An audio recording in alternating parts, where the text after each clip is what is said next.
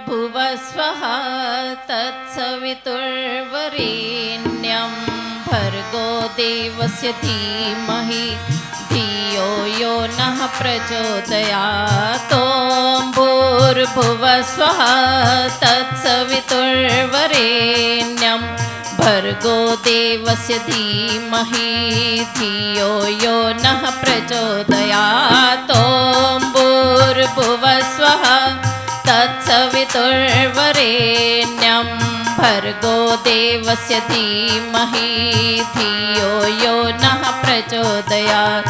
धियो यो नः प्रचोदयात्। धियो यो नः प्रचोदयात्। इस सभागार में उपस्थित सभी मातृशक्ति आर्य बंधुओं, सन्यासी वृंद और सभी आर्य समाज स्कूल से या दूसरे स्कूलों से जो भी उपस्थित हैं, सभी बच्चों को भी बहुत बहुत प्यार। आइए, ईश्वर का नीच नाम ओम है। बहुत सुंदर प्रार्थना बच्चे ध्यान से सुनेंगे और साथ में ध्यानपूर्वक गाने का भी प्रयास करेंगे। बहुत सुंदर प्रार्थना है। ओम ही ओम जपे तन मन और प्राण प्रभु, मिलजुल कर हम करें तेरा गुणगान प्रभु। ओम ही ओम जपे तन मन और प्राण प्रभु, मिलजुल कर हम करें तेरा गुणगान प्रभु। चले सदा वैदिक पथ पर अरमान प्रभु, राष्ट्र के हित में जीवन हो बलिदान प्रभु। राष्ट्र के हित में जीवन हो बलिदान प्रभु। ओम ही ओम जपे तन मन और प्राण प्रभु, मिलजुल कर हम करें तेरा गुणगान प्रभु। मिलजुल कर हम करें तेरा गुणगान प्रभु। संध्या सत्संग में सबका दिल लग जाए, सत्य ज्योति मन मंदिर में जग जाए। संध्या सत्संग में सबका दिल लग जाए, सत्य की ज्योति मन मंदिर में जग जाए।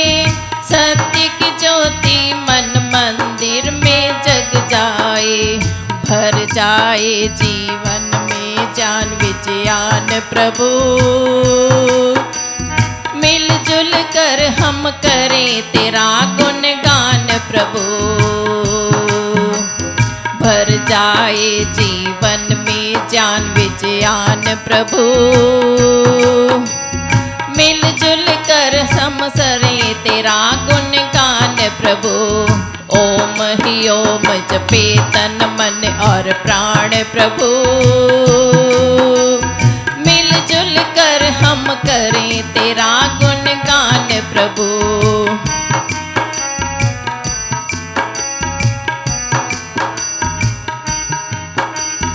दया क्षमा उत्तम व्यवहार को अपनाए, सद्गुण से अपने जीवन को महकाए। दया क्षमा उत्तम व्यवहार को अपनाए, सद्गुण से अपने जीवन को महकाए। सद्गुण से अपने जीवन को महकाए। ईश प्रेम का सबको मिले वरदान प्रभु, मिलजुल कर हम करें तेरा गुणगान प्रभु। ईश प्रेम का सबको मिले वरदान प्रभु, मिलजुल कर हम करें तेरा गुणगान प्रभु। ओम ही ओम जपे तन मन और प्राण प्रभु, मिलजुल कर हम करें तेरा गुणगान प्रभु।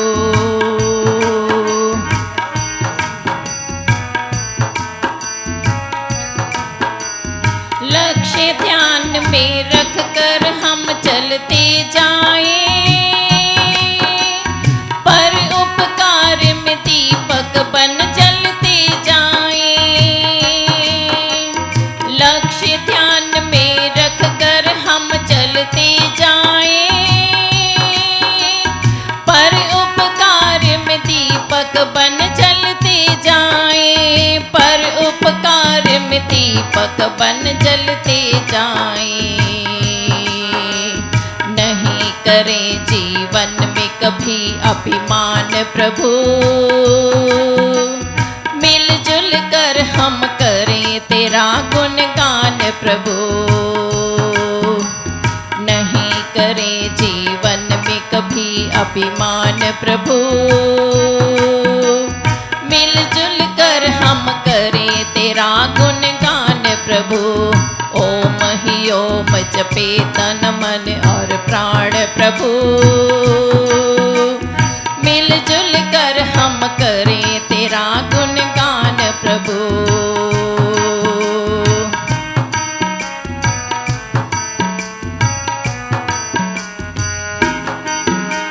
सही गलत का निर्णय वेद से करना है, सत्कर्मों से दुख सागर से तरना है। सही गलत का निर्णय वेद से करना है, सत्कर्मों से दुख सागर को तरना है। सत्कर्मों से दुख सागर को तरना है। रहे हमेशा कर्तव्यों का ध्यान प्रभु, मिलजुल कर हम करें तेरा गुणगान प्रभु।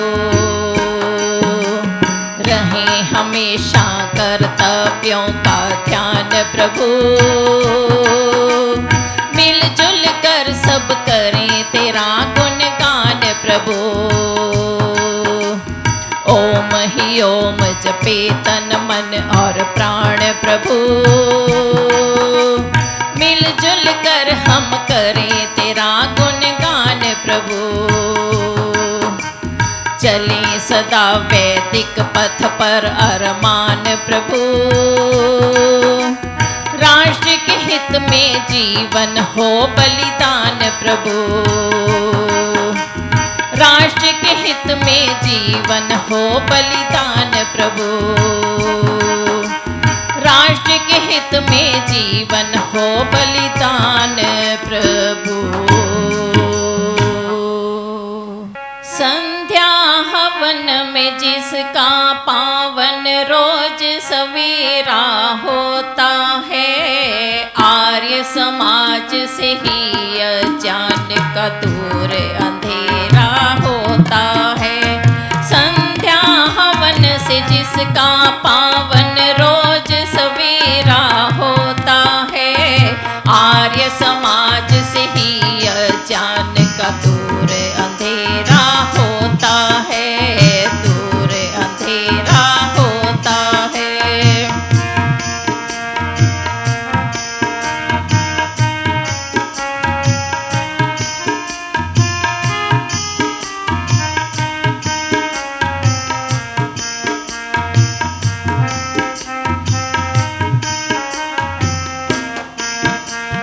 भारत की अस्मिता पर जब कोई संकट आया है, आर्य समाज ने आगे आकर अपना देश बचाया है। भारत की अस्मिता पर जब कोई संकट आया है, आर्य समाज ने आगे आकर अपना देश बचाया है। इसके सम्मुख छल पाखंड तो फूट फूट कर रोता है, अंगारों पर चल कर इसने दम।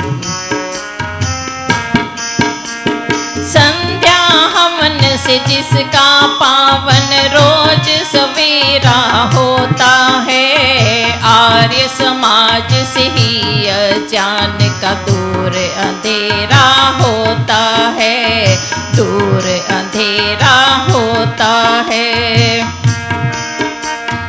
अंगारों पर चलकर इसने घर घर प्रेम को बांटा है, तर्क दूरी पर सही गलत का इसने अंतर छाटा है। अंगारों पर चलकर इसने घर घर प्रेम को बांटा है, तर्क दूरी पर सही गलत का इसने अंतर छाटा है। वेद सिंधु के मोती निकले रोज लगाता गोता है, आर्य समाज से ही अज्ञान दूर अंधेरा होता है। संध्या हवन से जिसका रोज पावन सवेरा होता है, आर्य समाज से ही अज्ञान का दूर अंधेरा होता है, दूर अंधेरा होता है।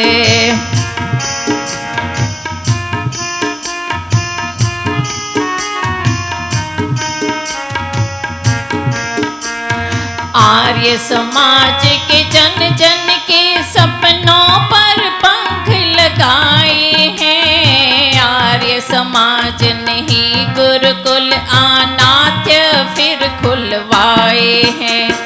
आर्य समाज ने जन जन के सपनों पर पंख लगाए हैं, आर्य समाज ने ही गुरुकुल अनाथ्य फिर खुलवाए हैं। सेवा भाव से दुखी जनों के हित गांवों को धोता है, आर्य समाज से ही अज्ञान दूर अंधेरा होता है। संध्या हवन से जिसका पावन रोज सवेरा होता है, आर्य समाज से ही अज्ञान दूर अंधेरा होता है, दूर अंधेरा होता है, दूर अंधेरा होता है। बोलिए आर्य समाज की। जगाने आर्य जाति को, जगाने आर्य जाति को, मेरे ऋषिराज आए थे। जगाने आर्य जाति को, मेरे ऋषिराज आए थे। सुनाने वेद की वाणी, सुनाने वेद की वाणी, मेरे ऋषिराज आए थे। जगाने आर्य जाति को, मेरे ऋषिराज आए थे।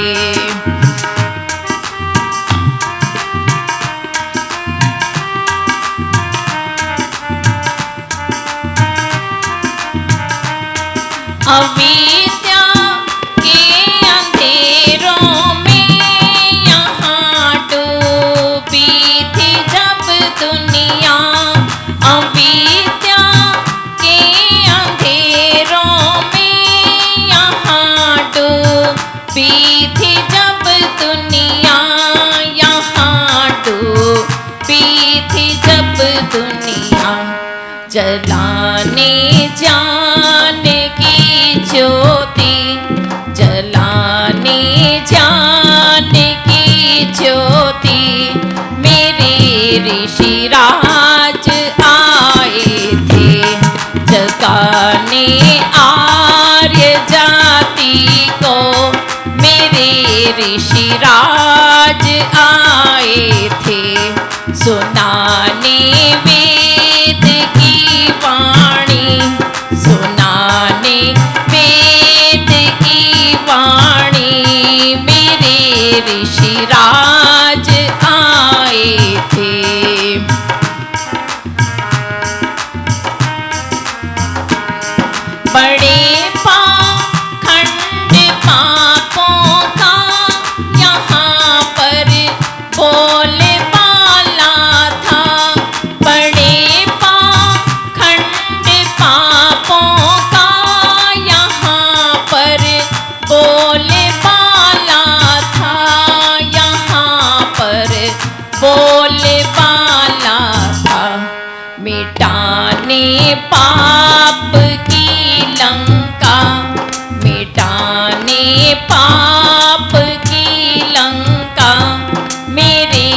ऋषिराज आए थे, जगाने आर्य जाति को मेरे ऋषिराज आए थे, सुनाने वेद की वाणी, सुनाने वेद की वाणी मेरे ऋषिराज आए थे।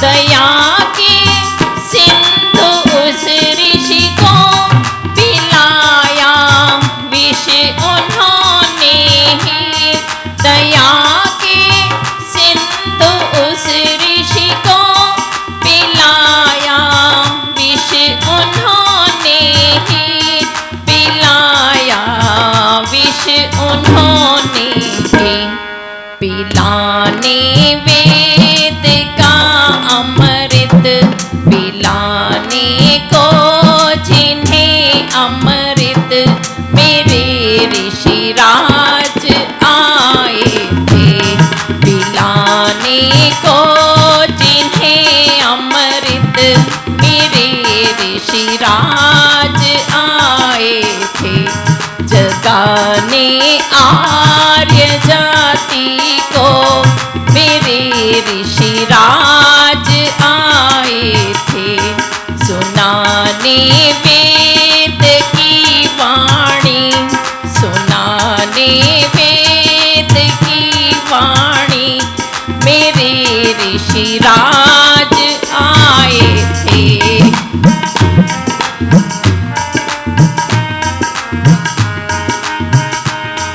उठो आर्यों बजा दो फिर वही तुम वेद का डंका, उठो आर्यों बजा दो फिर वही तुम वेद का डंका, वही तुम वेद का डंका, बजाने को जिसे जग में, बजाने को जिसे जग में मेरे ऋषिराज आए थे, जगाने आर्य जाति को, जगाने आर्य जाति को मेरे ऋषिराज आए थे, सुनाने वेद की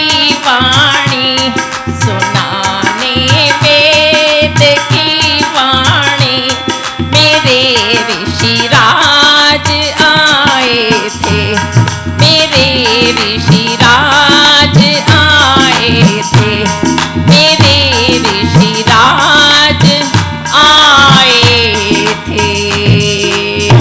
बोलिए महर्षि दयानंद की जय। सभी का बहुत बहुत स्वागत, अभिनंदन इस आर्य महासम्मेलन में। आज आर्य समाज की स्थापना को 150 वर्ष हो गए, इसलिए सार्ध शती और आर्य महासम्मेलन हम जहाँ कर रहे हैं। तो अभी हम कार्यक्रम का प्रारंभ कर रहे हैं, तो सबसे पहले हम दीप प्रज्वलित करेंगे और ये जो बच्चे हैं ये कृपया स्टेज के ऊपर आ जाएं।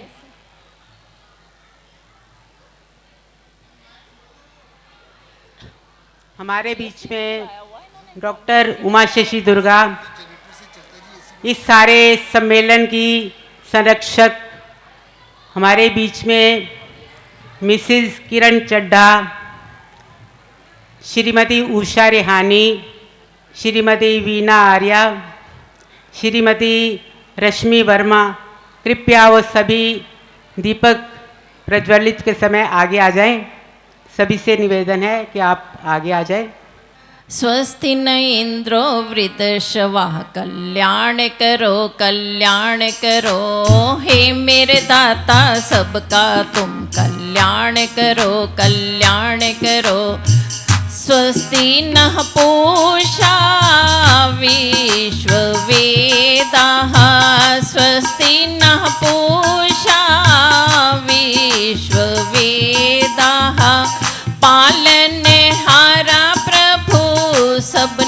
तुझे कहा, देकर वेदों का ज्ञान प्रभु कल्याण करो, कल्याण करो। हे मेरे दाता सबका तुम कल्याण करो, कल्याण करो। तेरे नियम कोई तोड़ सके ना, तेरी गति कोई रोक सके ना। निर्विकार प्रभु सबका तुम कल्याण करो, कल्याण करो। स्वस्ति नस्ताक्षर्यो अरिष्ट नेमिहि, ब्रह्मा विष्णु महेश कहे ऋषि जैमिनी। तुम ब्रह्मांड के स्वामी प्रभु कल्याण करो, कल्याण करो। हे मेरे दाता सबका तुम कल्याण करो, कल्याण करो। स्वस्ति नो बृहस्पतिर्दधातु, आत्मा कहे मेरी प्रभु को पातो। सत्य की दो पहचान प्रभु कल्याण करो, कल्याण करो। हे मेरे दाता सबका तुम कल्याण करो, कल्याण करो। स्वस्ति न इंद्रो वृद्धश्रवा, कल्याण करो, कल्याण करो। स्वस्ति न इंद्रो वृद्धश्रवा, कल्याण करो, कल्याण करो। ओम उद्बुद्ध स्वाग्नि प्रति जाग्रही त्वमिष्टापूर्ते संग्रसेत थामयम्। अस्मिन् सदस्यस्मिन् विश्वे देवा यजमानश्च सीदत। ओम अस्तोमा सद्गमय तं सोमा ज्योतिर्गमय, मृत्युर्मामृतं गमय।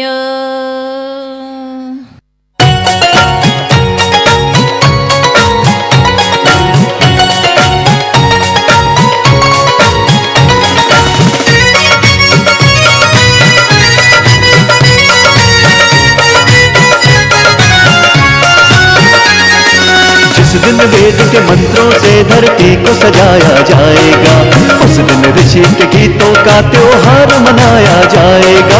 जिस दिन वेद के मंत्रों से धरती को सजाया जाएगा, उस दिन ऋषि के गीतों का त्योहार मनाया जाएगा। जय ऋषि की जय, जय ऋषि की जय, ऋषि की जय, जय ऋषि की जय ऋषि की जय, जय ऋषि की जय, ऋषि की जय, जय ऋषि की।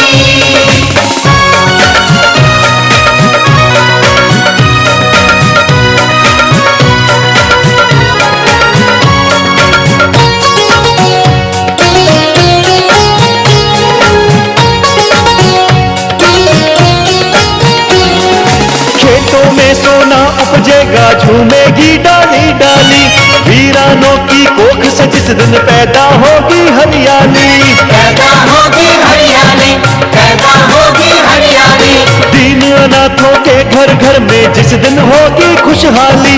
विधवाओं के सूने सर पर चमक उठेगी जब लाली, चमक उठेगी जब लाली, चमक उठेगी जब लाली। तीनों की कुटिया में जिस दिन दीप जलाया जाएगा, उस दिन ऋषि के गीतों का त्योहार मनाया जाएगा। जिस दिन वेद के मंत्रों से धरती को सजाया जाएगा, उस दिन ऋषि के गीतों का त्योहार मनाया जाएगा। जय ऋषि की जय, जय ऋषि की जय, ऋषि की जय, जय ऋषि की जय ऋषि की जय, जय ऋषि की जय, ऋषि की जय, जय ऋषि की।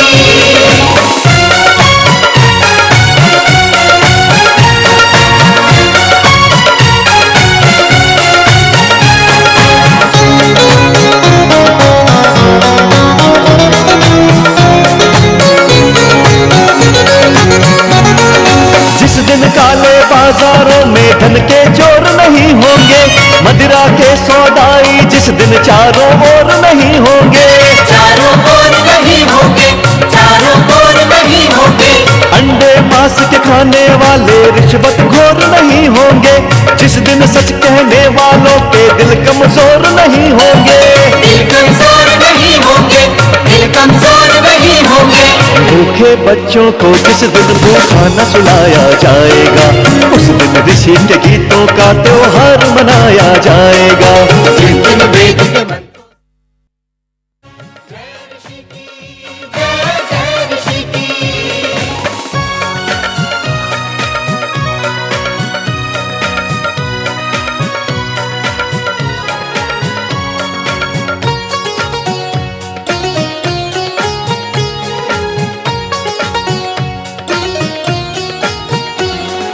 जिस दिन वीर शहीदों की कुर्बानी की पूजा होगी, देश के हित में सब कुछ देने वालों की पूजा होगी। देने वालों की पूजा होगी, देने वालों की पूजा होगी।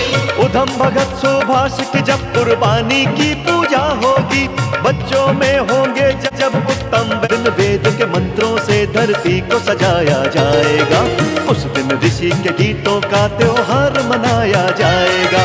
जय ऋषि की जय, जय ऋषि की जय, ऋषि की जय, जय ऋषि की जय ऋषि की जय, जय ऋषि की जय, ऋषि की जय, जय ऋषि की जय, ऋषि की जय, जय ऋषि की जय, ऋषि की जय, जय ऋषि की।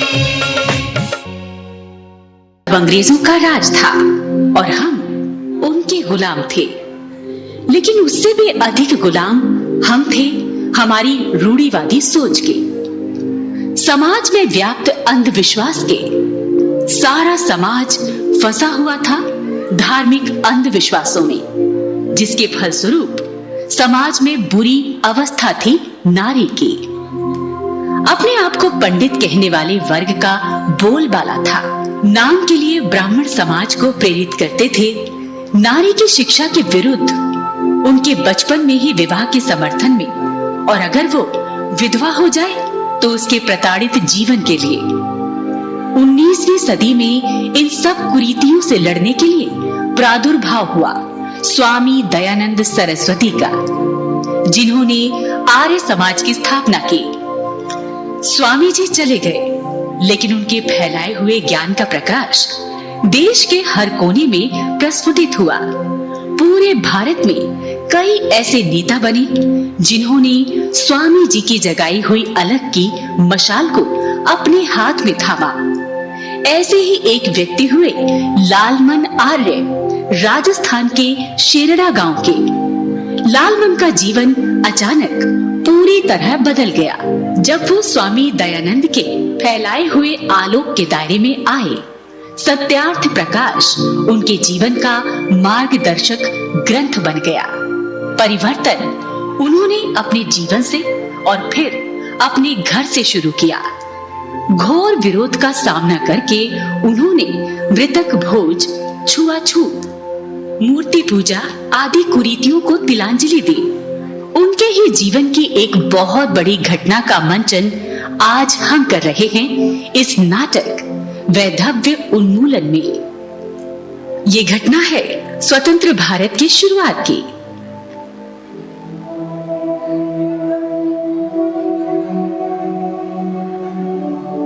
भाई लालमन, आपने देखा ये पत्र?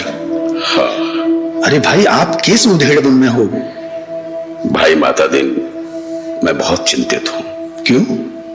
दरअसल हमने जो काम शुरू किया है ये ऊंट के मुंह में जीरा है। तुम तो जानते हो समाज के हालात बहुत ज्यादा बुरे हैं। क्या बात है? कोई नई अनहोनी हो गई क्या? अनहोनी तो नहीं, क्योंकि ये बंगाल में प्रतिदिन होता है कहीं ना कहीं, पर घटना यहाँ मेरे पड़ोस की है। पास ही में एक मुखर्जी परिवार रहता है। मुखर्जी साहब और उनकी पत्नी बड़े ही सज्जन हैं। 2 साल पहले बेटे की शादी की। मैं भी शामिल हुआ था विवाह में। बहुत ही सुंदर और सुघड़ बहू रानी घर में आई थी। घर के लोग बड़ा प्यार करते थे उससे, यहाँ तक कि पड़ोसियों के मन को भी जीत लिया था उसके व्यवहार ने। मुझे तो काका कह के पुकारती थी। 2 महीने पहले एक बहुत बड़ा अनर्थ हो गया। एक दुर्घटना में उनके बेटे की मृत्यु हो गई। रातों रात एक हंसता खेलता घर आंसुओं में डूब गया। बहू रानी का तो स्वरूप ही बदल गया। कोई साज सज्जा नहीं, सफेद साड़ी लपेट कर हर समय एक अलग थलग कमरे में पड़ी रोती थी। मैं भी एक बार उनके घर गया। सोचकर तो गया था कि मुखर्जी साहब को अपनी सभा की गतिविधि बताऊंगा और तैयार करूंगा कि विधवा बहू को जीने का एक अवसर देने। लेकिन उन लोगों की मनस्थिति देखते हुए उस समय ये बात कहने की हिम्मत नहीं हुई। फिर सोचा 2-4 महीने बीतने के बाद ये चर्चा करूंगा। हाँ भाई लालमन, बंगाल में तो विधवाओं की अवस्था बहुत गंभीर है। पहले तो जिंदा स्त्रियों को चिता में जला डालते थे।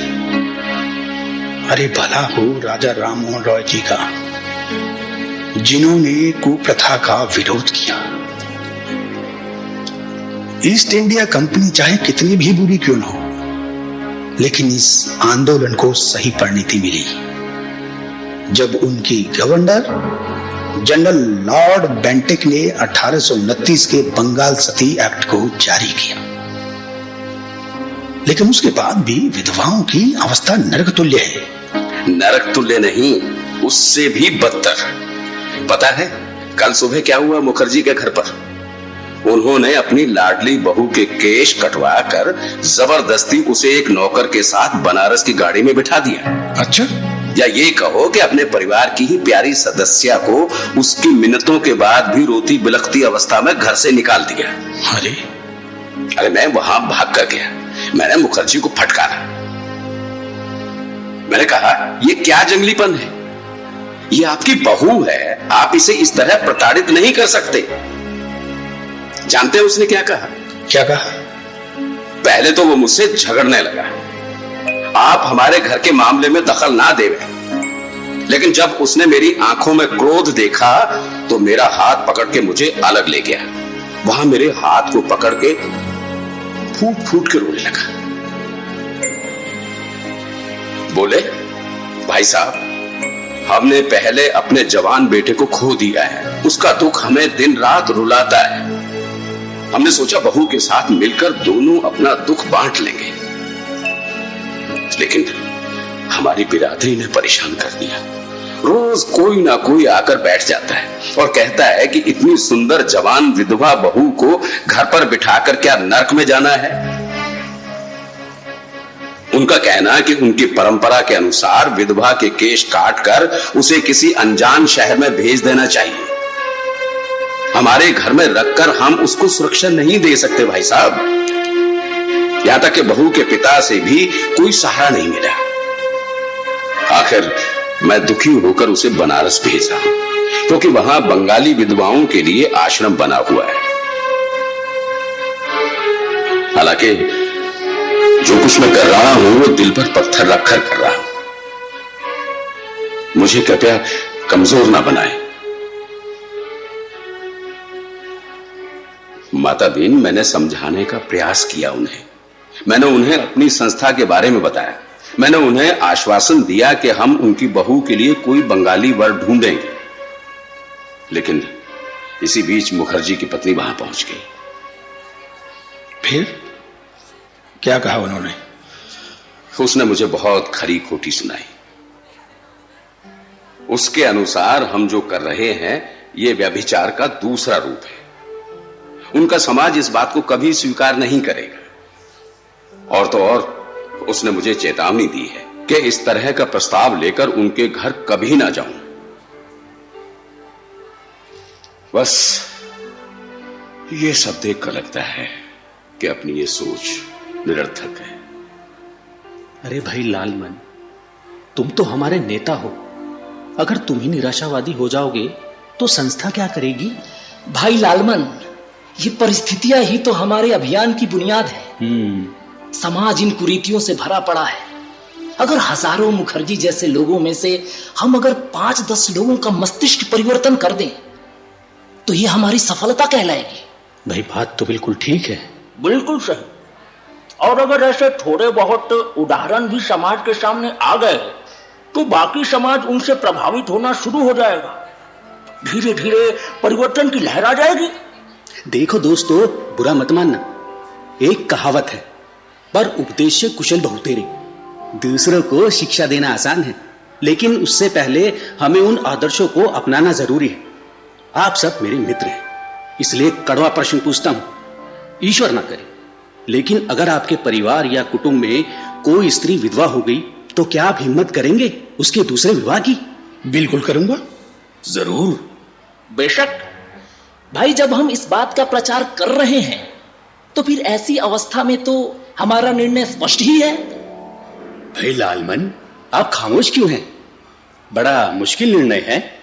नहीं मित्र, मेरा मस्तिष्क कुछ और सोच रहा है। हमारे कुटुंब की कोई कन्या अगर विधवा हो जाती है तब तो हमारा निर्णय पक्का है, लेकिन अगर किसी विधवा का प्रस्ताव हमारे यहां आता है तब क्या हम तैयार हैं एक विधवा से अपने बेटे का विवाह करने के लिए? अरे भाई, अब चुप क्यों हैं? उत्तर दीजिए लालमन के प्रश्न का।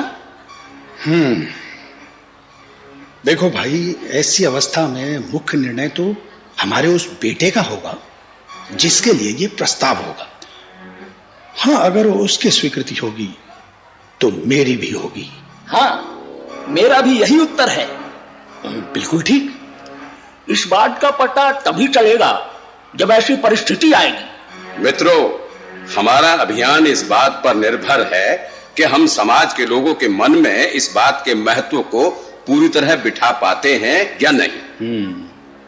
हमारा अपना परिवार भी उसी समाज का अंग है। अगर हम अपने परिवार को ऐसी परिस्थिति के लिए तैयार नहीं कर पाए तो फिर किसी और को कैसे करेंगे? बिल्कुल सही कहा भाई लालमन। हमें अपने उद्देश्यों में सबसे पहले ये लिखना चाहिए कि हम विधवा विवाह की सामाजिक आवश्यकता के विषय में सबसे पहले अपने परिवार के लोगों को तैयार करेंगे और उसके बाद क्रमशः अपने वृहद कुटुंब, पड़ोस और समाज को। और यही हम सबकी परीक्षा होगी कि हम ऐसी स्थिति में क्या कर पाते हैं। मतदीन जी, आज के पत्रों पर बातचीत शुरू करते हैं। आओ।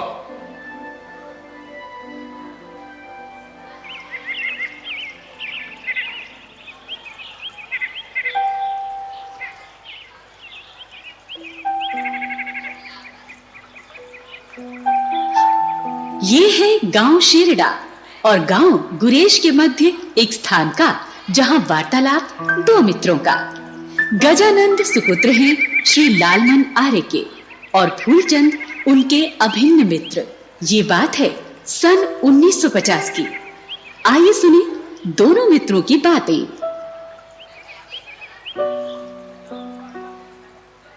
फूलचंद, माँ ने तेरे लिए गोंद के लड्डू भेजे हैं।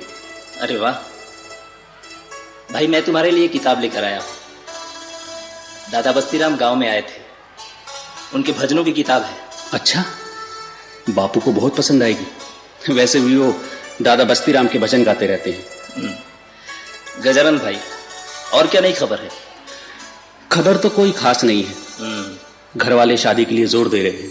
ओह, क्या बात है।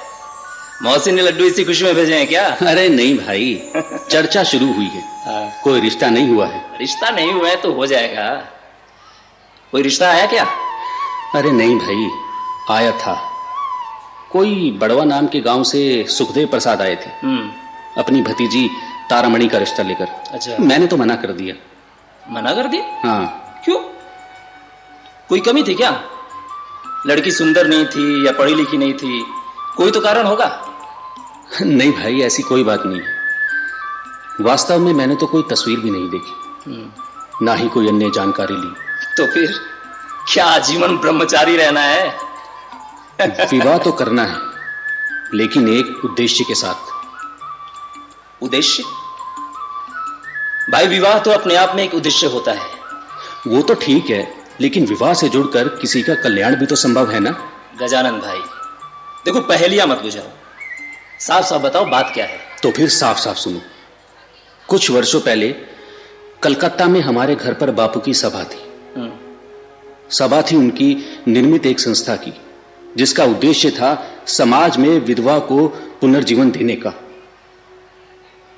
उसी सभा में एक चर्चा हो रही थी जिसमें एक प्रश्न खड़ा हुआ था।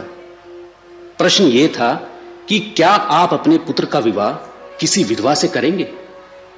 सभा में सबने इसका गोलमोल उत्तर दिया, लेकिन बापू ने कहा था कि उन सभी सदस्यों का परिवार भी इस सोच में शामिल होना चाहिए। इस विषय में बापू यदा कदा मुझसे और मां से भी चर्चा करते हैं। आज जब यह अवसर आया है, तब क्या यह मेरा कर्तव्य नहीं कि मैं बापू की सोच के अनुसार किसी विधवा कन्या से विवाह करूं? तो क्या तुमने चाचा जी से अपनी मंशा बता दी? अरे कैसे बताता, मैं अपने विवाह की बात कैसे करता। लेकिन जब मैंने आए हुए प्रस्ताव के लिए मना कर दिया तो फिर यह आवश्यक हो गया कि उसका कारण उन्हें पता लगे। फिर मैंने एक युक्ति लगाई। मैंने एक पत्र लिखकर मामचंद जीजाजी के हाथ उनको भिजवा दिया। क्या लिखा तुमने उस पत्र में? यही कि अगर पिताजी मेरा विवाह करना चाहते हैं तो मेरे लिए कोई बाल विधवा लड़की चुने। भाई गज्जू, लेकिन कोई जरूरी तो नहीं कि ऐसा कोई रिश्ता उन्हें मिले। तुम तो जानते हो ना कि इस समाज में लोग कितने भीरू हैं। ऐसी कन्या के माँ बाप तक उनके पुनर्विवाह की बात नहीं सोचते। ये तो ठीक है, ये बात भी मेरे दिमाग में आई। लेकिन मैंने उन्हें दूसरी बात लिखी। कुछ ही समय पहले देश के विभाजन में लाखों परिवार बर्बाद हुए। बच्चे अपने माँ बाप से बिछड़ गए। कितनी ही कन्याएं अपने रिश्तेदारों के साथ भागकर भारत आ गई। उनकी अवस्था और आगे का जीवन बहुत ही दुखदायी दिखाई पड़ता है। मैंने अपनी दूसरी शर्त में लिखा है कि अगर पहली शर्त किसी भी कारण से संभव ना हो सके तो किसी दुखी शरणार्थी लड़की को मेरी पत्नी के रूप में अपना लें। आखिर उद्देश्य तो यही है ना कि मेरे विवाह के माध्यम से किसी दुखियारी का जीवन सुधर सके। हाँ भाई, बात तो तुम्हारी बहुत सुंदर है, लेकिन तुमने कभी यह सोचा कि ये शरणार्थी परिवार किस जाति के हैं? कम से कम हमारी जाति के तो नहीं है। बंटवारा राजस्थान का तो हुआ नहीं, पंजाब का हुआ है। फूलचंद, तुम्हारे दिमाग में भी वही बात आ रही है जो मेरे दिमाग में आई थी। इसलिए मैंने पत्र में तीसरी शर्त भी डाल दी। मेरे विवाह में जाति बंधन नहीं होना चाहिए। गजानंद भाई, तुमने तो चाचा जी को पूरी दुविधा में डाल दिया। अगर मैंने पिताजी को दुविधा में डाल दिया तो कुछ गलत कर दिया क्या? मैं तो सोचता था मैंने पिताजी के विचारों को सम्मान दिया है।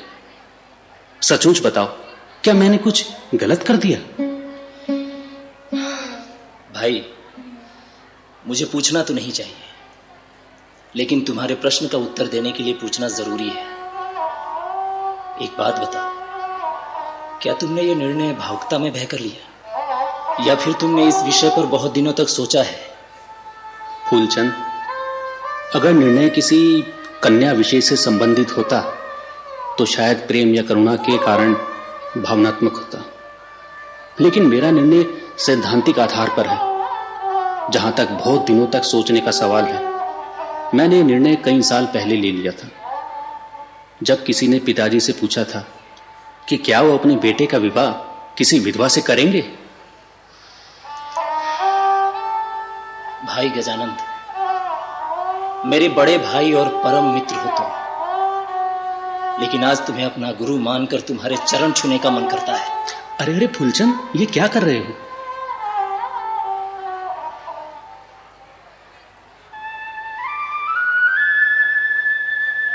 आइए चलते हैं भाई लालमन आर्य के घर पर, जहां वो अपनी पत्नी लक्ष्मी देवी से अपने पुत्र गजानंद के विवाह के विषय में चर्चा कर रहे हैं।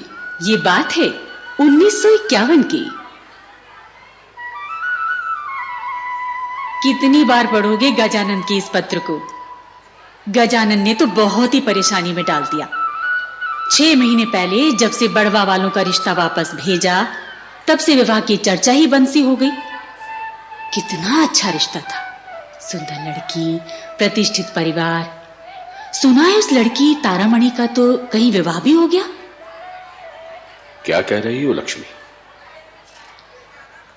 मैं तो इस पत्र को बार बार इसलिए पढ़ता हूं कि जितनी बार मैं इसे पढ़ता हूं, मेरी छाती गर्व से फूल जाती है। मुझे मेरा जीवन सार्थक लगने लगता है। मुझे लगता है कि स्वामी दयानंद के दिखाए रास्ते पर चलकर मैंने जो शिक्षा और संस्कार बच्चों को दिए हैं, वो उनके हृदय में कितने गहरे बैठ गए हैं। लेकिन इन सब से घर में बहू तो नहीं आ जाएगी ना? और फिर तुम्हारी और गजानंद की इच्छा के अनुसार कन्या कहां मिलेगी? मिलेगी भी तो क्या ये गांव हमें जीने देगा? इस बात की भनक घर के बाहर जा चुकी है। सुना है गांव का पंडित गांव के लोगों को ये कहकर भड़का रहा है कि अगर लालमन ने अपने बेटे का विवाह किसी विधवा से किया तो उसको जाति से बाहर कर देंगे। लक्ष्मी, अगर उस पंडित का वश चलता तो उसने तो हमें जाति से बाहर उसी दिन कर दिया था, जब हमने चाचा जी की मृत्यु के बाद मृतक भोज करने से मना कर दिया था। ऐसे ही तथाकथित पंडों के विरुद्ध स्वामी जी ने पाखंड खंडनी पताका फहराई थी। अरे गांव में भनक लगने की बात करती हो, गज्जू का ब्याह पूरी धूमधाम से होगा। हाँ, ब्याह ना हुआ, पूरा धर्म प्रचार हो गया। कुछ कहा? कुछ नहीं। अरे याद आया, आप जब पंचायत में गए थे तो डाकिया ये पत्र छोड़ गया था आपके लिए। पत्र तो बड़वा वाले सुखदेव प्रसाद जी की तरफ से। अच्छा, अब क्या चाहते हैं ये? क्या लिखा है? लक्ष्मी, समझ में नहीं आता इसे क्या कहूं। नियति की क्रूरता या फिर नियति की व्यवस्था। देखो जी, आपकी इतनी गहरी बातें मेरे पल्ले नहीं पड़ती। किसकी चिट्ठी है? क्या लिखा है? अरे वही बता रहा हूं। चिट्ठी बड़वा वाले सुखदेव प्रसाद जी की है। उन्होंने लिखा है कि करीब 6 महीने पहले जब वो हमारे यहाँ अपनी भतीजी का रिश्ता लेकर आए थे, तब हमने मना कर दिया था, ये कहकर कि हमारा बेटा गजानंद किसी बाल विधवा से ही विवाह करेगा। क्या उनके यहाँ कोई बाल विधवा है जिसका प्रस्ताव भेज रहे हैं? अरे नहीं, उन्होंने लिखा है कि उसके बाद उन्होंने तारामणि का विवाह अन्यत्र कर दिया था, लेकिन दुर्भाग्य से विवाह के कुछ समय के पश्चात ही उसके पति की असमय मृत्यु हो गई। अब उनका मन है कि हम उनकी भतीजी को सुखी जीवन का एक और अवसर दें। है ना विचित्र घटना? हाँ, एक तरफ मन बहुत दुखी हुआ कि किसी भी लड़की के साथ ऐसा क्यों होता है। दूसरी तरफ ऐसा लग रहा है कि तारामणि को हमारे घर की बहू बनाने का निर्णय ईश्वर का है। मेरी तरफ से तो स्वागत है। हाँ, गजानंद को पूछना जरूरी है। गजानंद का उत्तर मुझे पता है।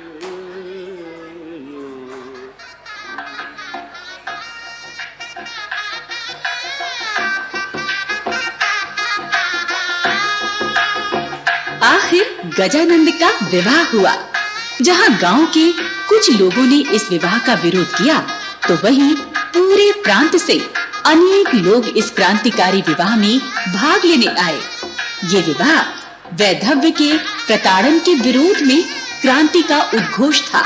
इस विवाह में भाई लालमन आर्य ने एक और परिवर्तन का सूत्रपात किया।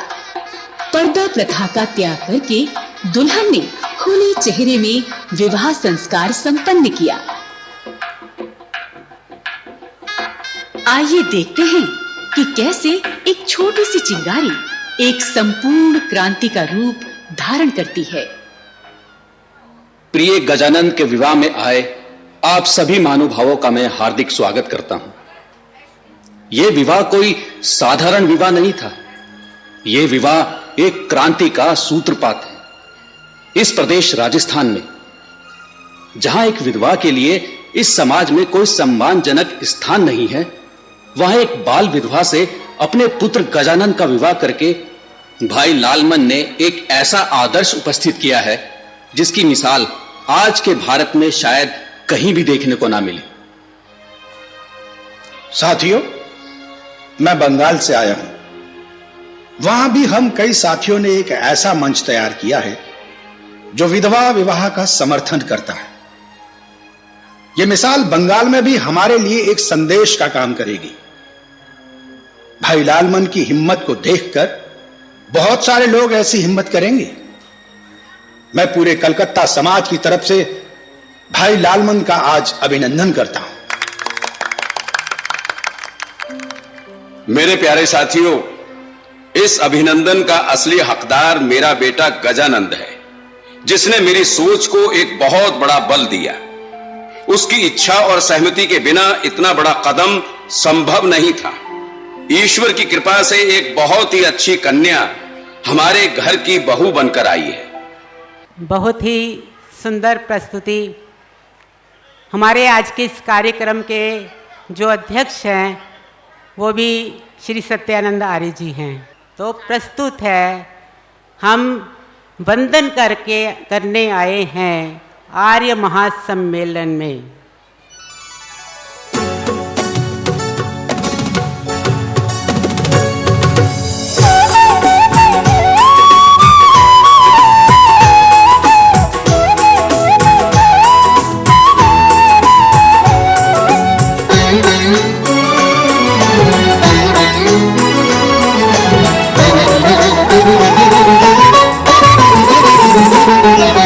आर्य महासम्मेलन पर हम वंदन करने आए हैं, ऋषिवर के सपनों का अभिनंदन करने आए हैं। आर्य महासम्मेलन पर हम वंदन करने आए हैं, ऋषिवर के सपनों का अभिनंदन करने आए हैं। इस वेद ज्ञान की ज्योति को ऋषिवर ने पुण्य जगाया था, इस वेद ज्ञान की ज्योति से निज दीप जलाने आए हैं। आज महासम्मेलन पर हम वंदन करने आए हैं, ऋषिवर के सपनों का अभिनंदन करने आए हैं।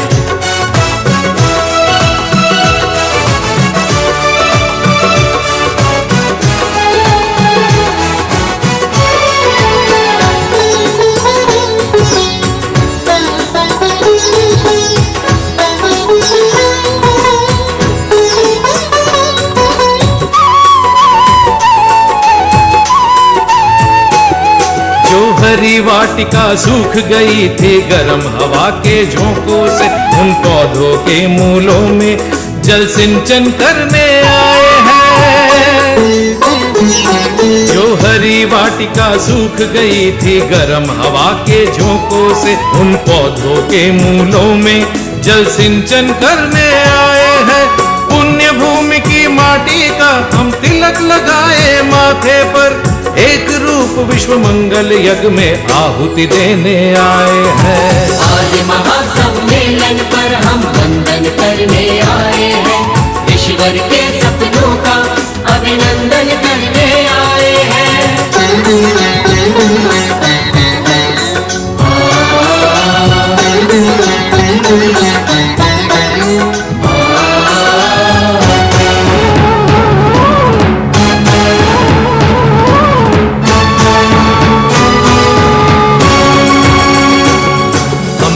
बिरंगे पुष्प पत्र ऋषिवर की बगिया के, धरा धाम पर वेदों की खुशबू बरसाने आए हैं। हम रंग बिरंगे पुष्प पत्र ऋषिवर की बगिया के, धरा धाम पर वेदों की खुशबू बरसाने आए हैं।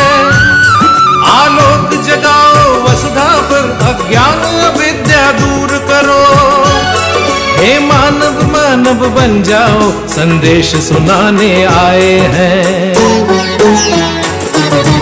आज महासम्मेलन पर हम वंदन करने आए हैं, ईश्वर के सपनों का अभिनंदन करने आए हैं।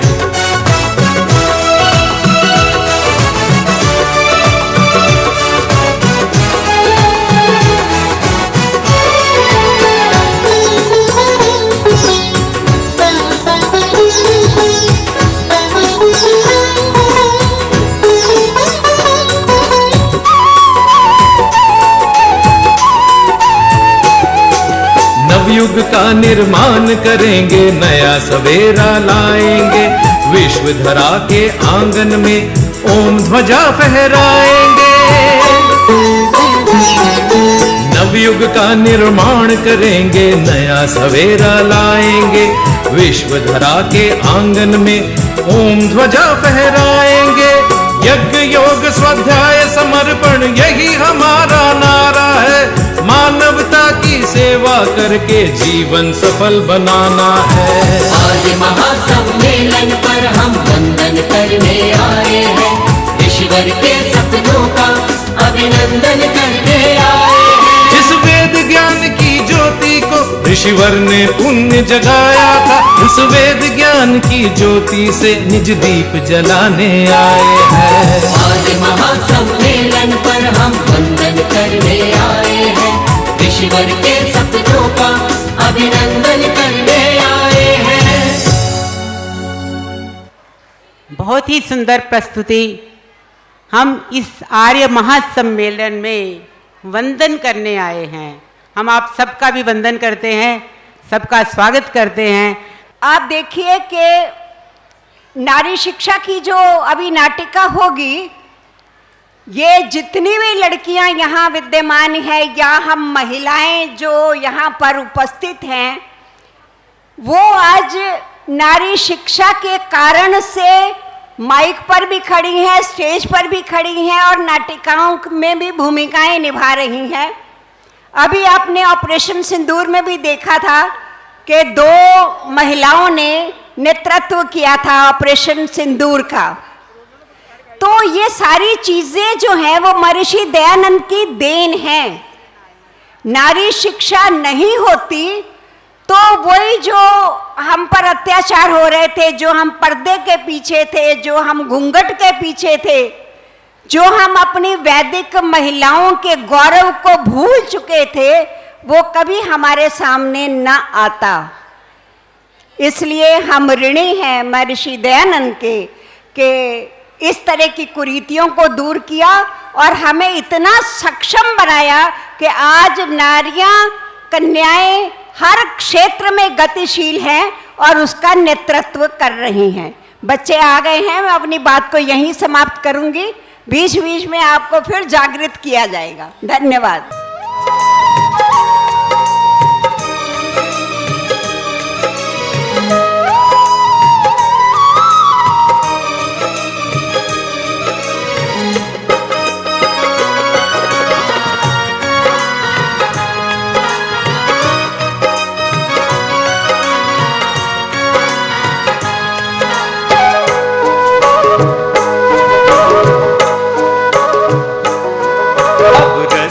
कर दो खाली आई फौज दयानंद वाली। रास्ता कर दो खाली आई फौज दयानंद वाली। अब रास्ता कर दो खाली आई फौज दयानंद वाली। रास्ता कर दो खाली आई फौज दयानंद वाली।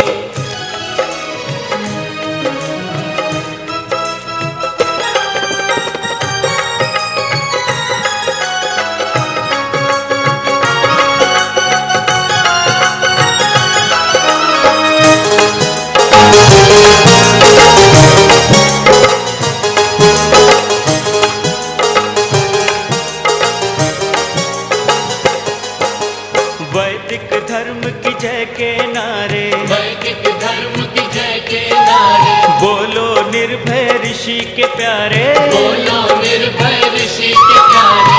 वैदिक धर्म की जय के नारे, बोलो निर्भय ऋषि के प्यारे। पत्थर बरसे या अंगारे, पत्थर बरसे या अंगारे, बजा बजा के ताली आई फौज दयानंद वाली। बजा बजा के ताली आई फौज दयानंद वाली। अब रास्ता कर दो खाली आई फौज दयानंद वाली। अब रास्ता कर दो खाली आई फौज दयानंद वाली।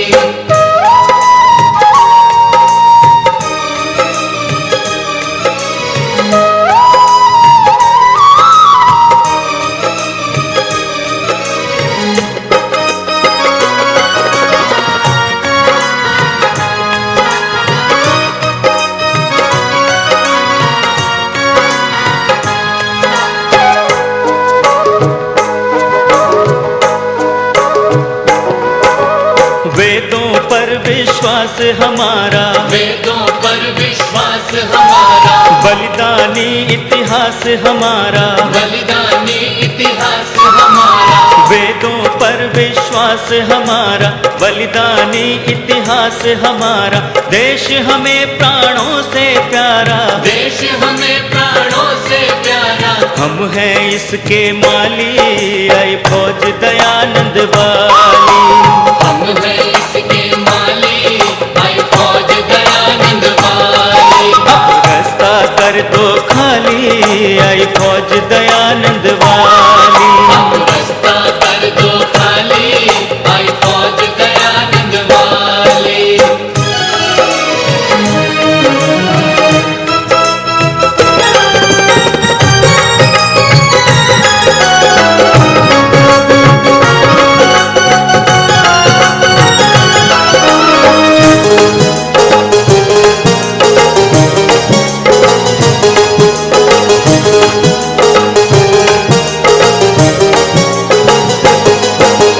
गायत्री का पाठ पढ़ाओ, गायत्री का पाठ पढ़ाओ, बच्चे बच्चे को सिखलाओ, बच्चे बच्चे को सिखलाओ, गायत्री का पाठ पढ़ाओ, बच्चे बच्चे को सिखलाओ, आओ मिल कर के सब गाओ, आओ मिल कर के सब गाओ, आवे मुख पे लाली, आई फौज दयानंद वाली, आवे मुख पे लाली, आई फौज दयानंद वाली, रास्ता कर दो खाली, आई फौज दयानंद वाली, रास्ता कर दो खाली, आई फौज दयानंद वाली।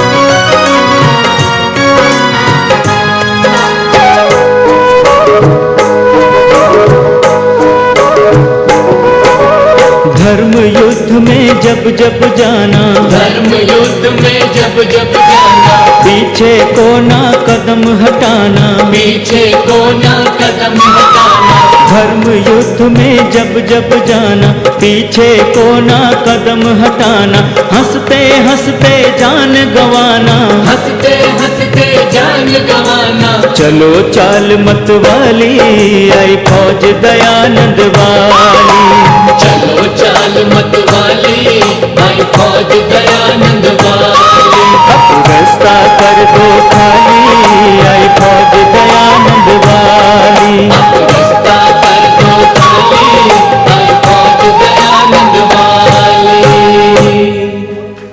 बात आर्य समाज के उस स्वर्णिम काल की है जब आर्य समाज और आर्य समाज के सिद्धांत सर चढ़कर बोलते थे, वाह रे दयानंद, वाह तेरा जादू।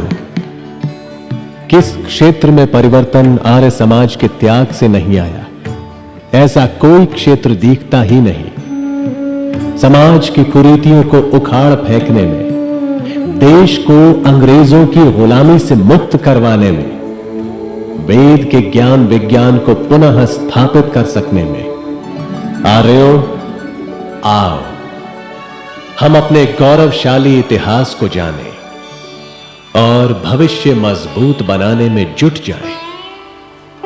आज प्रस्तुत है एक ऐसी लघु घटना जिसका इतिहास के पन्नों में कहीं जिक्र ना हो सका। ये घटना हमें भविष्य का मार्ग दिखाकर उसे प्रशस्त करने का कार्य करेगी।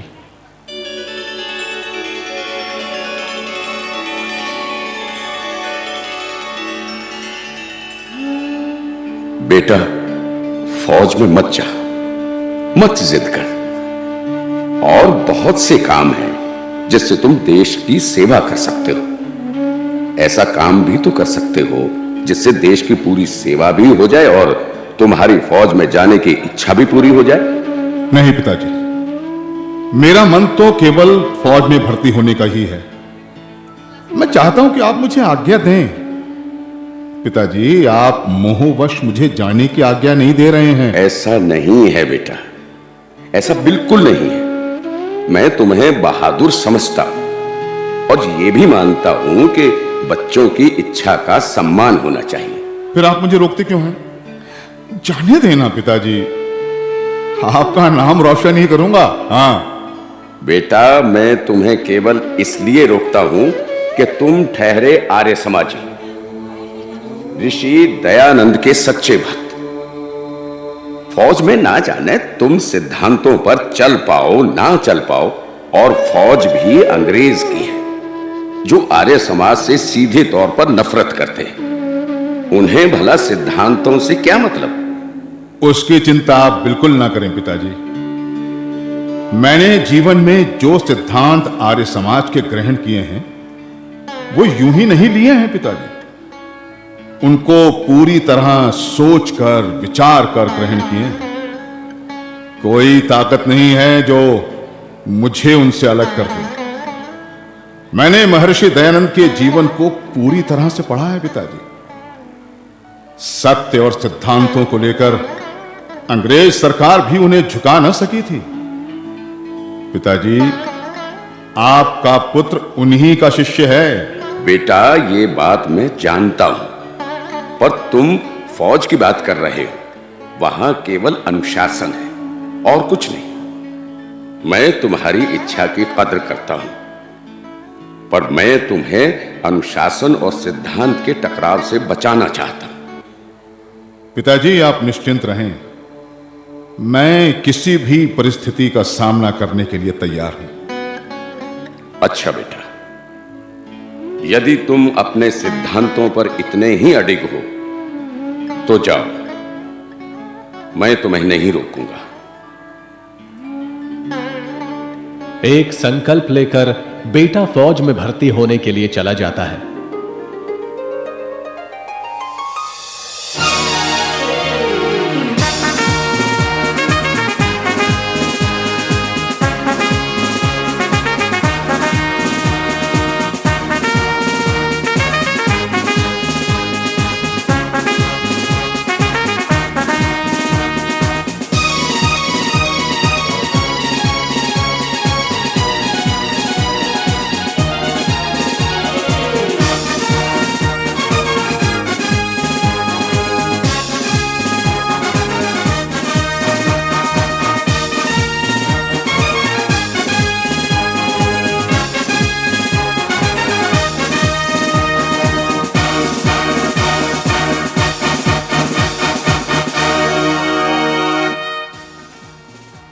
सिपाही जयदीप, इस हफ्ते तुम पानी भरने का काम करोगे। जी जनाब। सिपाही विष्णुकांत, इस हफ्ते तुम गेट की सफाई का काम करोगे। जी जनाब। सिपाही अशोक, इस हफ्ते तुम बाग की सफाई करोगे। Yes sir. और सिपाही अफजल, तुम सब गाड़ियों की धुलाई करोगे। जी सर।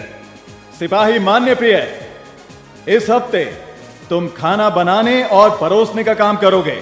जी सर। सब अपने अपने काम पर जुट जाओ। कोई शक? No sir.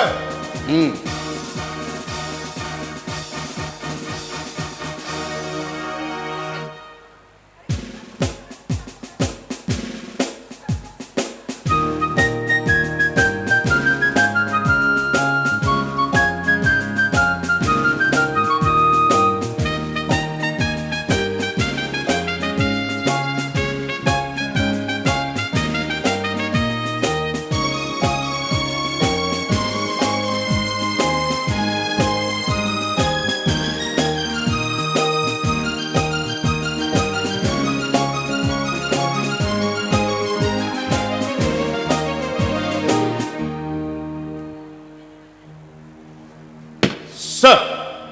बोलो सिपाही मान्यप्रिय। आई रिक्वेस्ट सर, मैं आपसे एक गुजारिश करना चाहता हूं। हाँ हाँ बोलो, क्या बात है?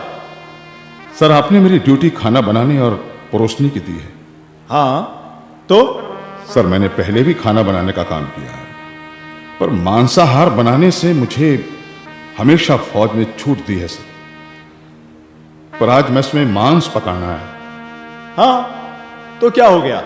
Duty is duty. पर सर, नो आर्ग्यूमेंट।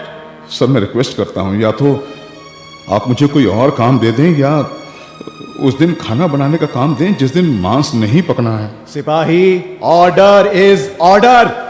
तुम फौजी हो और अफसर का ऑर्डर मानना ही तुम्हारी ड्यूटी है। No argument. सर मैं फिर रिक्वेस्ट करता हूं, प्लीज आप मेरे धर्म को बचाएं। मैं आर्य समाजी हूं सर। मैं मांस बनाने और परोसने को पाप समझता हूं, इसीलिए आपके सामने अर्जी देता हूं। देखो, आर्य समाज को रखो घर पर। तुम फौजी हो, डिसिप्लिन में रहो। आज्ञा ना मानने पर क्या कार्रवाई हो सकती है तुम पर, जानते हो? जाओ और अपना काम करो। पर सर मैं मांस नहीं पका सकता। तुम फौज का डिसिप्लिन तोड़ रहे हो। मैं केवल अपने धर्म की रक्षा कर रहा हूं सर, इसीलिए आपसे रिक्वेस्ट कर रहा हूं। अब मेरी बर्दाश्त से बाहर है। तुम पर कार्रवाई करनी ही होगी। मैं तुम्हें लास्ट वार्निंग देता हूं, या तो अपनी ड्यूटी करो या फिर कार्रवाई के लिए तैयार रहो।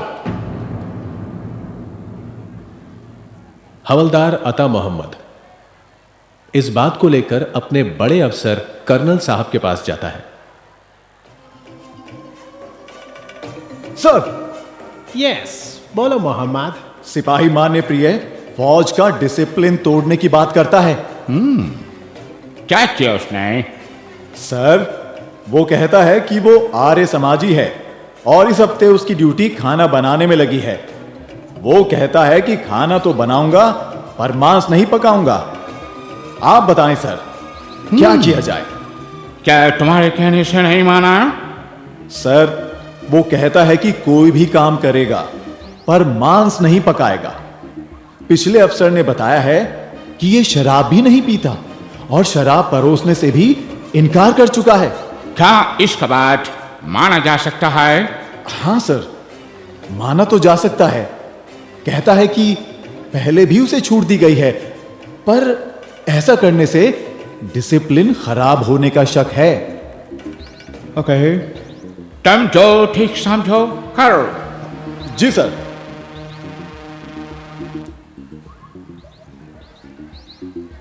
सिपाही मान्य प्रिय, कर्नल साहब ने कहा है कि फौज का डिसिप्लिन ही चलेगा। तुम्हारी दरख्वास्त कैंसिल कर दी गई है। तुम्हें या तो फौज का डिसिप्लिन मानना होगा या फिर कोर्ट मार्शल के लिए तैयार रहना होगा। अब सोच लो तुम्हें क्या करना है।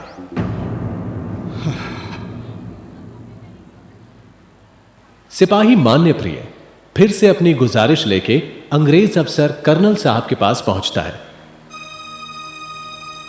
सर,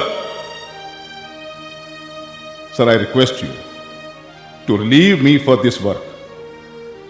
मैं सिद्धांत से आर्य समाजी हूं और महर्षि दयानंद जी का पक्का शिष्य हूं।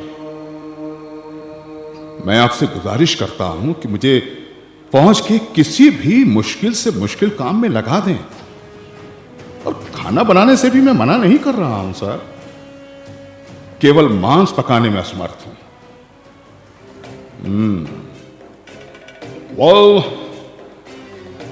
मैंने तुम्हारे हवलदार को बोल दिया है कि वह अपनी डिसीजन खुद ले, जैसा चाहे वैसा करे।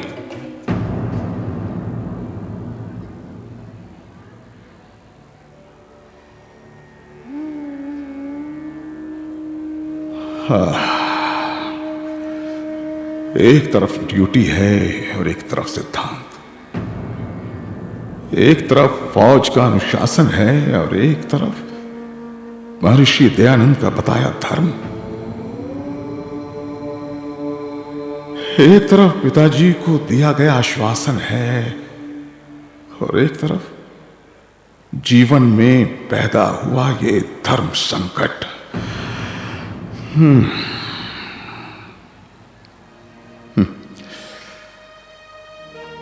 चाहे कुछ भी हो, चाहे कुछ भी हो, सिद्धांत से समझौता नहीं करूंगा, नहीं करूंगा। चाहे कुछ भी सहना पड़े, पर पिताजी को दिए गए आश्वासन से नहीं डिगूंगा। चाहे जो हो, पर श्री दयानंद की सत्य प्रियता को ही अपना आदर्श मानते हुए जीवन का लाभ है, वरना धर्म के बिना कैसा जीवन। और जो बात आत्मा स्वीकार ना करे, ऐसा काम आत्मा की हत्या करके किया जाए तो उसे ही तो आत्महत्या कहते हैं। नहीं, मैं अपनी आत्मा की हत्या नहीं करूंगा, हरगिज़ नहीं करूंगा, किसी कीमत पर नहीं करूंगा, कभी नहीं करूंगा, चाहे मुझे कुछ भी बलिदान क्यों न देना पड़े।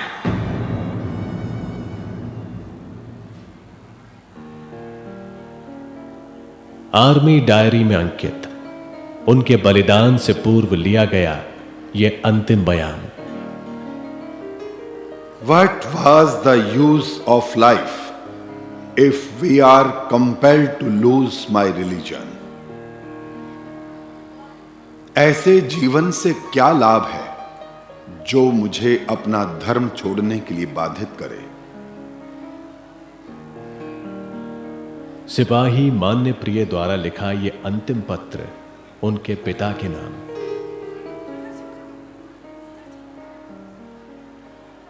पूज्य पिताजी, सादर चरण स्पर्श।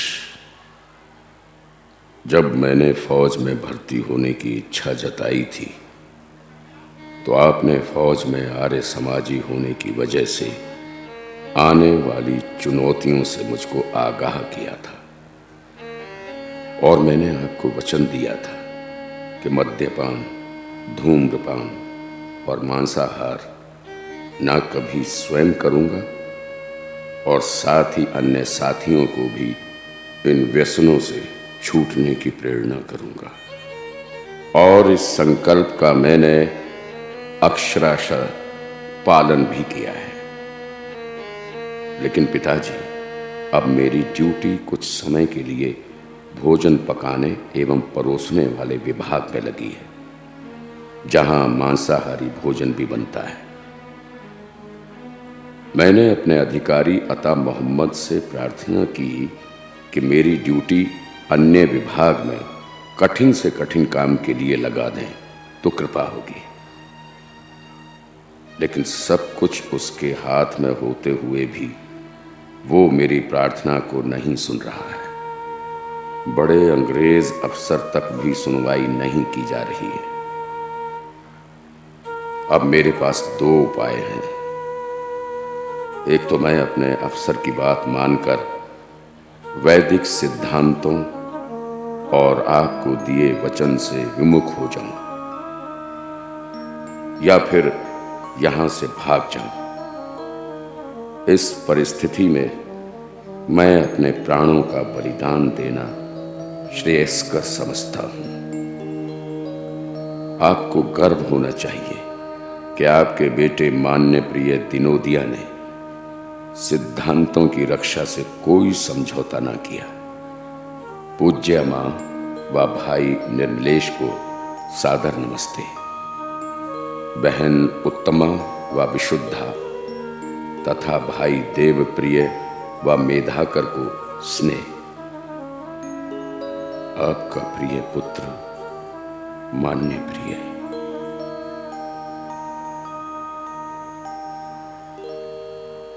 शरीर तो अनित्य है, पर उन्होंने आत्मा की हत्या न होने दी, और आर्य समाज के सच्चे सिपाही ने अपने सिद्धांतों से समझौता न करके 26 जुलाई 1944 को अपना बलिदान करना स्वीकार किया। धन्य है वो।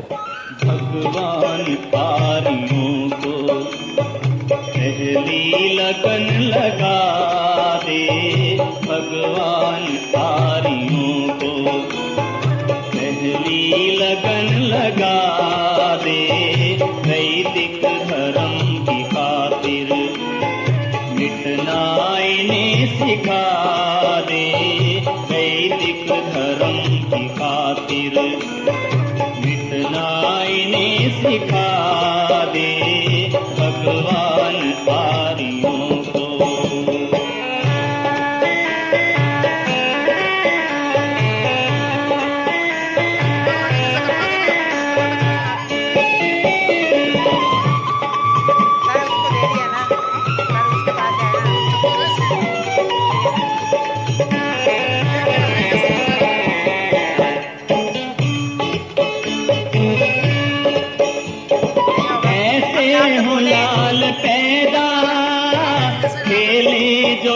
झोलियों से।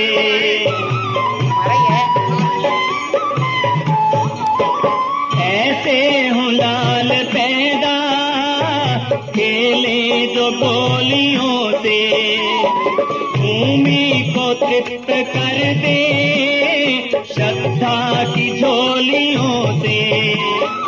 गूंजे ये देश मेरा शेरों की बोलियों से, बिस्मिल गुरु भगत सिंह वीरों की टोलियों से। इनको वतन की खातिर, इनको वतन की खातिर फांसी पे भी हंसा दे भगवान हारियों को। पहली लगन लगा दे भगवान हारियों को। पहली लगन लगा दे वैदिक धर्म की खातिर। मिटना इन्हें सिखा सभी तालियां बजाएं। दे भगवान हारियों को।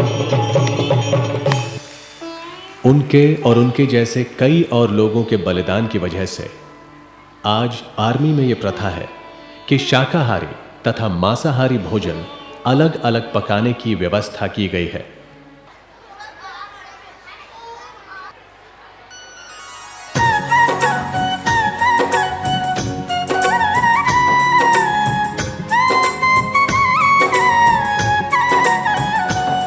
हम आ रहे हैं, हम आ रहे हैं, हमारा इतिहास है पुराना। हम आ रहे हैं, हमारा इतिहास है पुराना। है सूर्य ध्वज हमारा किरणें असंख्य नाना। है सूर्य ध्वज हमारा किरणें असंख्य नाना। हम आ रहे हैं, हमारा इतिहास है पुराना। है सूर्य ध्वज हमारा किरणें असंख्य नाना। हम आ रहे हैं, हम आ रहे हैं, हम आ रहे हैं।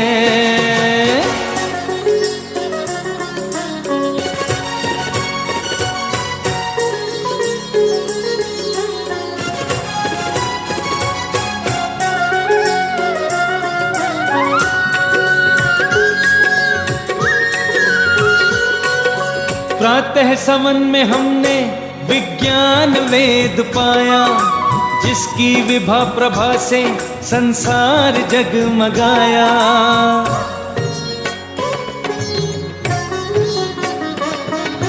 प्रातः समन में हमने विज्ञान वेद पाया, जिसकी विभा प्रभा से संसार जगमगाया। शोभा है विश्व की शोभा है विश्व की हम देव के दुलारे।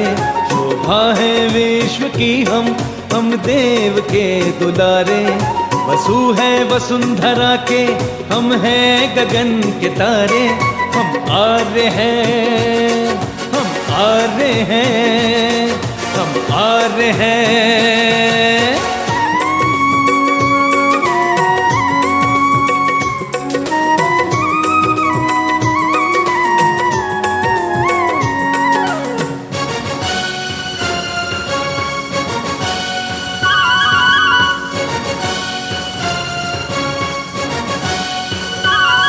जीवन की जान है हम गान हैं सुमन के। कवि की रश्मियां हैं हम प्राण हैं पवन के।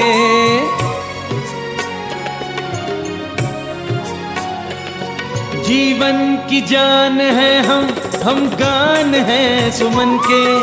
कवि की रश्मियां हैं हम प्राण हैं पवन के। ऊपर सदा हमारा, ऊपर सदा हमारा शासन सुचक्र घूमा। ऊपर सदा हमारा शासन सुचक्र घूमा। हम ही रहे सदा से इस भूमि के सुब्रह्मा। हम आ रहे हैं, हम आ रहे हैं, हम आ रहे हैं।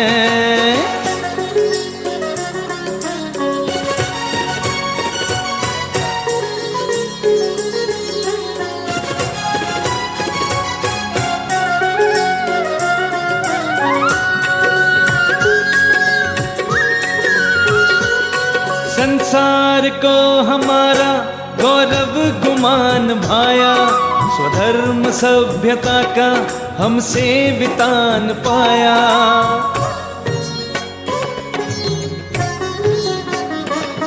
संसार को हमारा गौरव गुमान भाया, स्वधर्म सभ्यता का हमसे वितान पाया। अपने अतीत को हम, अपने अतीत को हम अब वर्तमान कर दें, अपने अतीत को हम अब वर्तमान कर दें। अपनी दया से जग में आनंद ज्ञान भर दें। हम आ रहे हैं, हम आ रहे हैं, हम आ रहे हैं, हम आ रहे हैं। हमारा इतिहास है पुराना, हम आ रहे हैं, हमारा इतिहास है पुराना। है सूर्य ध्वज हमारा किरणें असंख्य नाना, है सूर्य ध्वज हमारा किरणें असंख्य नाना। हम आ रहे हैं, हम आ रहे हैं, हम आ रहे हैं, हम आ रहे हैं, हम आ रहे हैं, हम आ रहे हैं।